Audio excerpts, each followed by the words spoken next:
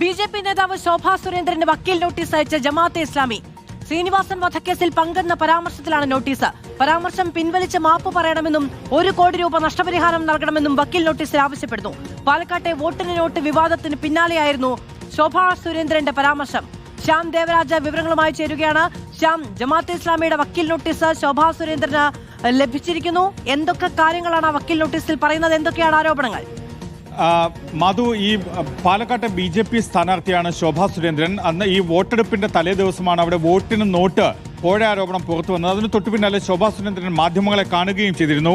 അപ്പോഴാണ് ശ്രീനിവാസൻ വധക്കേസിൽ ജമാഅത്തെ ഇസ്ലാമിക്ക് പങ്കുണ്ട് എന്നൊരു പരാമർശം ശോഭാ സുരേന്ദ്രന് ഉണ്ടായത്. മാത്രമല്ല, ജമാഅത്തെ ഇസ്ലാമി തീവ്രവാദ സംഘടനയാണ് എന്ന കാര്യവും കൂടി ബി.ജെ.പി നേതാവും പാലക്കാട്ടെ എൻ.ഡി.എ സ്ഥാനാർത്ഥിയുമായ ശോഭാ സുരേന്ദ്രൻ അന്ന് ഉന്നയിച്ചിരുന്നു. ഈ പരാമർശത്തിലാണ് ജമാഅത്തെ ഇസ്ലാമി ശോഭാ സുരേന്ദ്രന് വക്കീൽ നോട്ടീസ് അയച്ചിരിക്കുന്നത്. വോട്ടിന് പണം നൽകിയ വാർത്തയിൽ നിന്ന് ശ്രദ്ധ